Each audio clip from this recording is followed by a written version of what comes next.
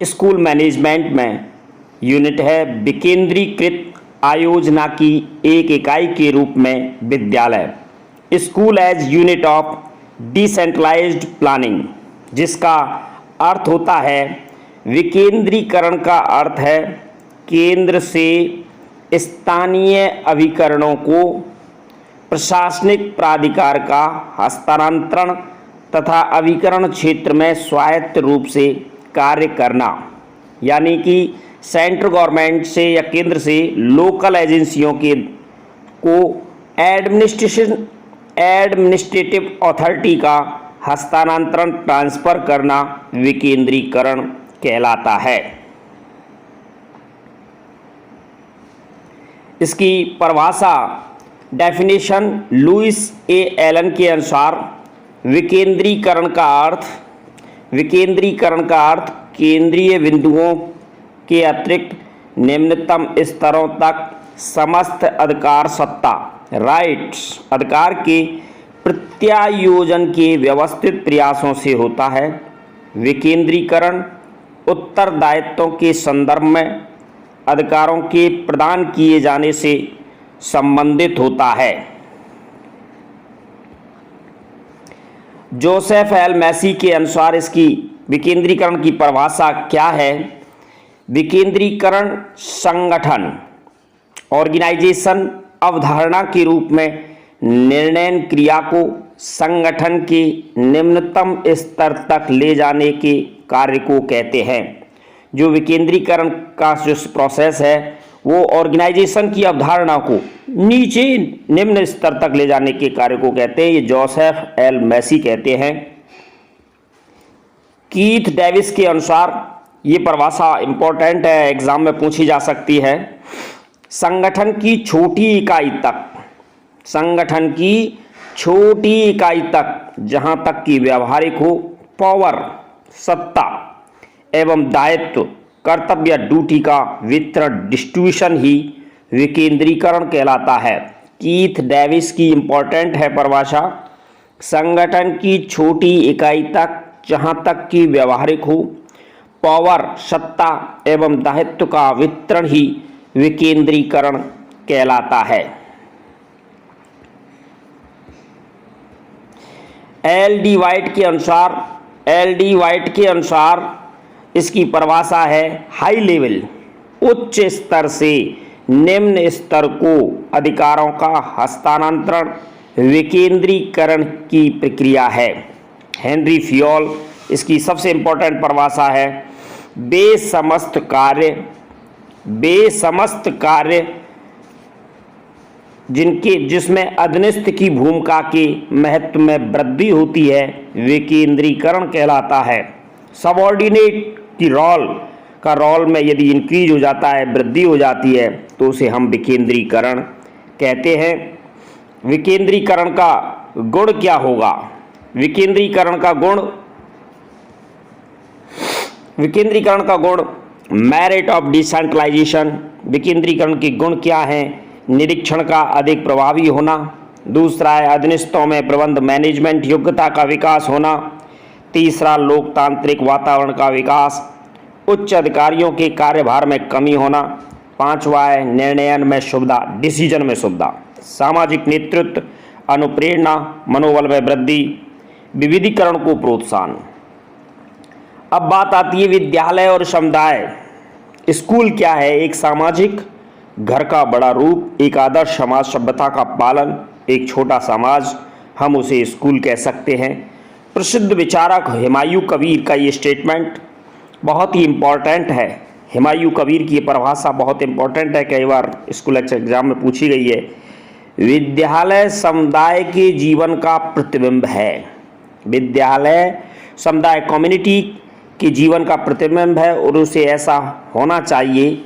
भारत में सार्वजनिक विद्यालयों को भारतीय जीवन के ढांचे के अधिक निकट लाना चाहिए। ये प्रसिद्ध हुमायूं कबीर की परिभाषा है, बहुत इम्पोर्टेंट है। स्कूल के कार्य, केजी स्पाइदान ने कहा है कि भारत की वर्तमान स्कूल पद्धति में ये कमी है कि लोग ना अनुभव करते हैं ना ही अनुभव कर सकते हैं कि स्कूल उनकी संस्थाओं में से एक है और इसके साथ उसका संबंध है सभी प्रकार के प्रयोगात्मक रूप से कार्यों के लिए। ये उस प्रकार की ही है सरकारी संस्था है जैसे न्यायालय, रेलवे या जेल। समुदाय व विद्यालय, पहला है अभिभावक शिक्षक संघ। ये जो पीटीए की मीटिंग होती है, ये अभिभावक शिक्षक संघ पीटीए प्रत्येक मंथ में एक बार होती है। प्रौढ़ शिक्षा, समुदाय के सदस्यों को आमंत्रित करना, स्कूल भवन का सामुदायिक कार्यों के लिए उपयोग करना, स्थानीय परामर्श समिति, लोकल एडवाइस कमेटी का बनना, पुस्तकालय का उपयोग, समाज सेवा, खेल प्रतियोगिता, प्रदर्शनी का आयोजन, भ्रमण, टूर, सामाजिक निरीक्षण क्लब। विद्यालय व अभिभावकों के मध्य घनिष्ठ संबंध होता है। अभिभावकों के सहयोग के बिना विद्यालय का सफल संचालन संभव नहीं है। विद्यालयों को अभिभावकों की सहभागिता बढ़ाने के लिए निम्नलिखित प्रयास किए गए हैं। विद्यालय प्रबंध समिति एसएमसी का गठन किया जाता है। क्या होता है? एसएमसी का गठन किया जाता है, जिसमें 15 सदस्य होते हैं टोटल। ये कई बार पूछा गया है कि एसएमसी में सदस्य कितने होते हैं। इसमें टोटल 15 सदस्य होते हैं, एक अध्यक्ष होता है और 14 सदस्य होते हैं। शिक्षक अभिभावक संघ पीटीए मीटिंग प्रत्येक मंथ की आयोजन किया जाता है। उत्सवों का आयोजन, प्रगति रिपोर्ट भिजवाना, प्रोग्रेस रिपोर्ट भिजवाना। विद्यालय व शिक्षक विद्यालय का अभिन्न अंग है। H.G. वेलेज के अनुसार, ये बहुत इंपॉर्टेंट परिभाषा है, H.G. वेलेज के अनुसार इतिहास का वास्तविक निर्माता अध्यापक होता है। कौन होता है? अध्यापक। मनु ने तो अध्यापक को ब्रह्मा का रूप माना है, क्योंकि जिस तरह से इंसान की रचना ब्रह्मा करता है, उसी प्रकार से समाज में अध्यापक भी एक रचना का कार्य करता है। हुमायूं कबीर के अनुसार अच्छे अध्यापकों के बिना सर्वोत्तम पद्धति भी सफल नहीं हो सकती। अच्छे अध्यापकों से शिक्षा पद्धति के दोषों को भी दूर किया जा सकता है। रविंद्रनाथ टैगोर की परिभाषा है, एक अध्यापक कभी भी सच्चे तरीके से नहीं पढ़ा सकता जब तक वह स्वयं सीख ना रहा हो। ये रविंद्रनाथ टैगोर की परिभाषा है। एक लैंप कभी भी दूसरे लैंप को नहीं जला सकता जब तक अपनी लौ को ना जलाए। वो खुद को जलना पड़ता है, उससे पहले जब तक वो खुद नहीं जलता तब तक वो दूसरे को रोशनी नहीं दे सकता। इसलिए रविंद्रनाथ टैगोर जी कहते हैं कि जब तक वो स्वयं सीख ना रहा हो तो वो एक अच्छा अध्यापक नहीं हो सकता। विद्यालय के आंतरिक कार्यों के संगठन पर शिक्षक की प्रधान भूमिका होती है, अतः इस दिशा में निम्नलिखित कार्य प्रत्येक विद्यालय द्वारा किए जाने चाहिए। शिक्षण कार्य, विद्यालय सजावट, परीक्षा समिति, काम का उचित बोझ। इसके अतिरिक्त विद्यालय में पाठ्य पुस्तक समिति बनाई जाती है। विकेंद्रीकरण का दोष क्या है, डिमेरिट क्या है, ये पूछा जा सकता है कई बार कि इसका मेन डिमेरिट क्या है। तो इसमें प्रशासन में एक रूपता का अभाव है। इसका सबसे बड़ा डिमेरिट है, प्रशासन में एक रूपता का अभाव होता है डिसेंट्रलाइजेशन में। विकेंद्रीकरण व्यवस्था में अधिक कर्मचारियों की व्यवस्था करनी पड़ती है, स्पष्टतः इनकी संख्या बहुत अधिक रहती है, तो विकेंद्रीकरण व्यवस्था में अधिक व्यय करना पड़ता है।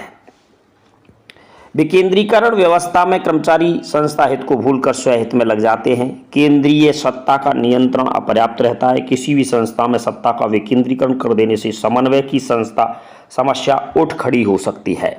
विकेंद्रीकरण प्रशासनिक अधिकारों का सबऑर्डिनेट में स्थानांतरण ही विकेंद्रीकरण कहलाता है। शिक्षा के क्षेत्र में विद्यालय में विकेंद्रीकरण आयोजना एक इकाई के रूप में देखा जा सकता है। इसका कारण प्रमुख शिक्षा शासन सचिव के द्वारा अपने प्रशासनिक अधिकारों का हस्तांतरण करते हुए विद्यालय के संस्था प्रधान तक पहुंचते हैं। जो शासन सचिव के जो भी ऑर्डर होते हैं वो संस्था प्रधान एचएम तक पहुंचते हैं। प्रशासनिक अधिकारों के हस्तांतरण करने से विद्यालय को अनेक लाभ पहुंचते हैं। उसके प्रमुख लाभ क्या हैं? निर्णय लेने में आसानी होती है, कार्य में शीघ्रता होती है, लोकतांत्रिक वातावरण का निर्माण होता है, अधीनस्थों में प्रबंध योग्यता का विकास होता है, सामाजिक नेतृत्व होता है, प्रशासनिक मार्गदर्शक के रूप में प्रशासक सामंजस्य स्थापित करने में उच्च अधिकारियों के उत्तरदायित्व में कमी आती है, शैक्षिक नवाचारों के अधिकतम उपयोग की व्यवस्था हो जाती है। MHRD मंत्रालय, ये बहुत इंपॉर्टेंट क्वेश्चन है कि इसकी स्थापना कब हुई। MHRD मानव संसाधन विकास मंत्रालय की स्थापना 26 सितंबर 1985 में हुई थी। ये फैक्ट है, इसको याद रखें, पूछा जा सकता है।